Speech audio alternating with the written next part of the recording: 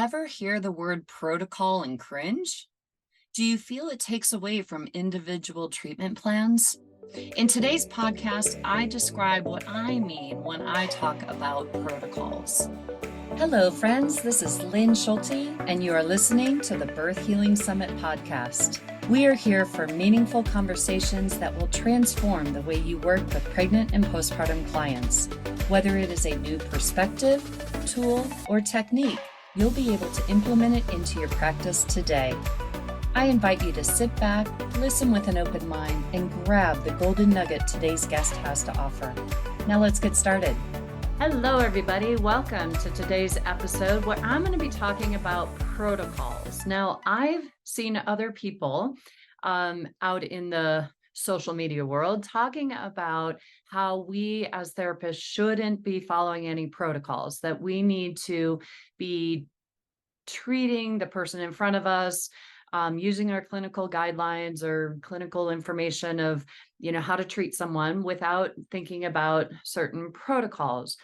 And so that had me thinking about, I really talk about my intravaginal protocol. And to me, I just wanted to kind of explain what I mean by my sense of the term protocol. Because it's not you have to do this, then this, then this. It's just set in an order of treatment. It's not about the exact treatment you need to do each and every time. But when I'm talking about my intravaginal protocol, I have just found over the years that if I assess the pelvic floor muscles for tension and tone and strength, and then I treat in this certain order of structures, that I get much better results. And so that's why I call it a protocol. So it's what I teach in my postpartum holistic treatment of the postpartum body course is a protocol that after you do your assessment of the pelvic floor muscles, then please go assess the bladder and work with the bladder. It's not you have to do X, Y, and Z to the bladder. It's assess it and treat what you find.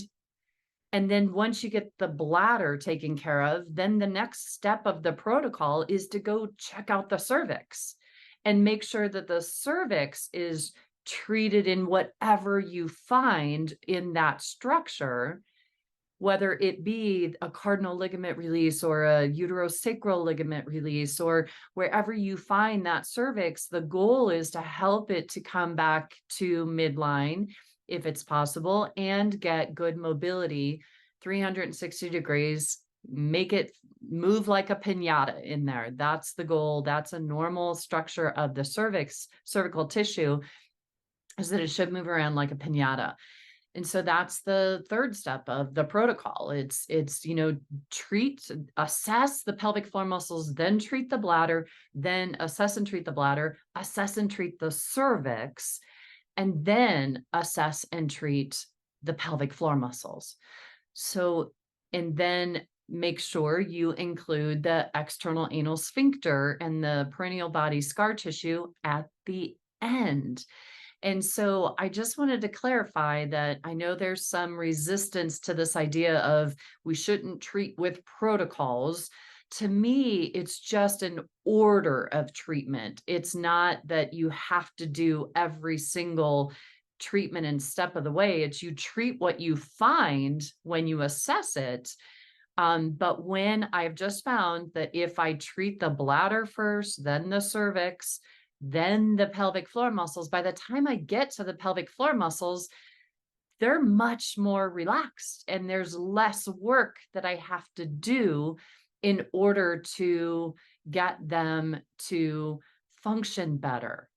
And so that's why I created this protocol, so to speak. It's more of an order of treatment, order of assessment and treatment that I found makes the work a lot less for me when I do follow that order.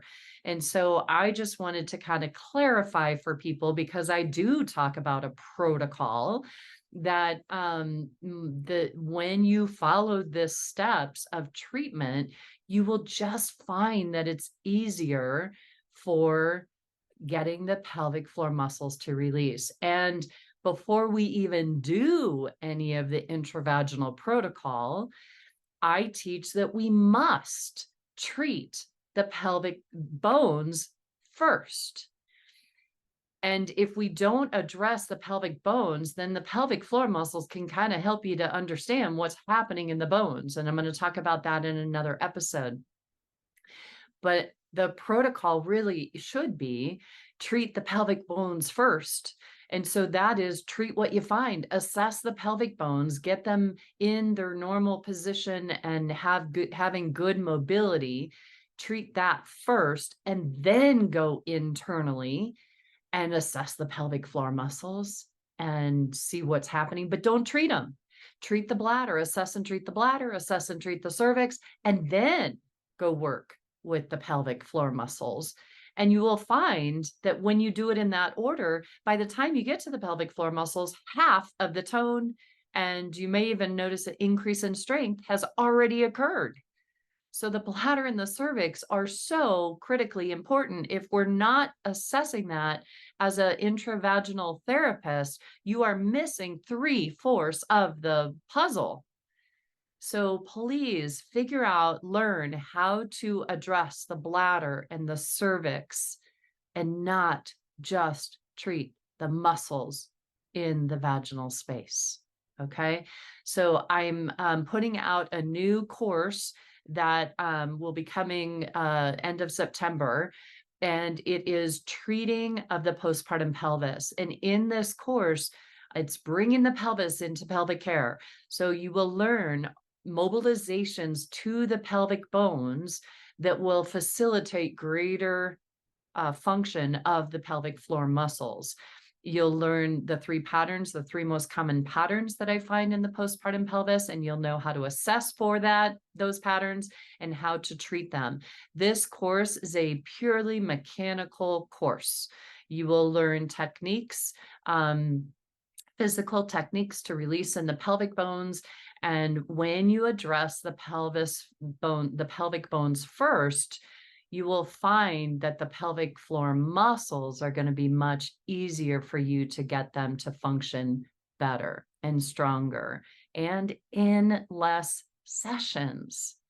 So there is a method to my madness, everybody. I hope the terms that I use, whether because I say protocol, that people don't discount that, because the protocol really is just an order of treatment.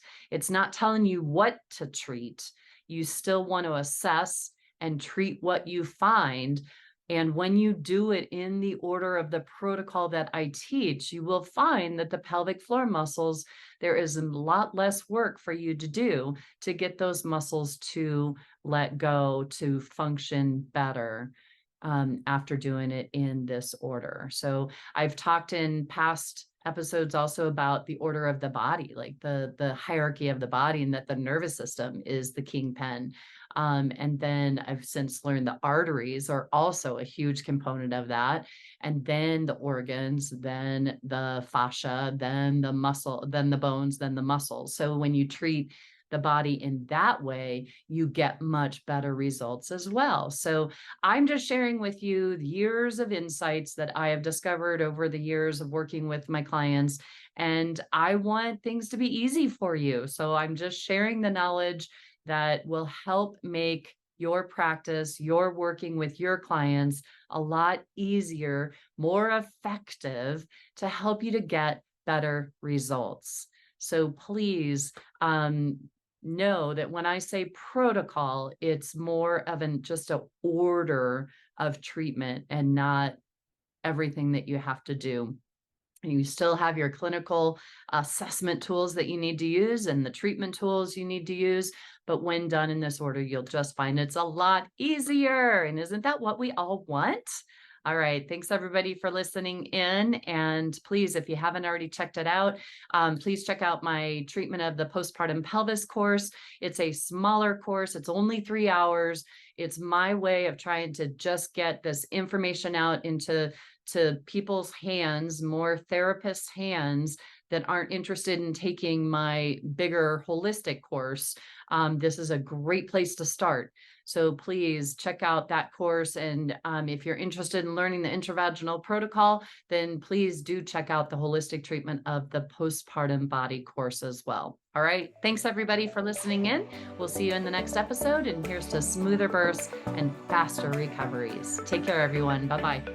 Today's podcast was brought to you by the Institute for Birth Healing. To discover more, visit instituteforbirthhealing.com. To claim $50 off of any online course, use coupon code PODCAST50 at checkout.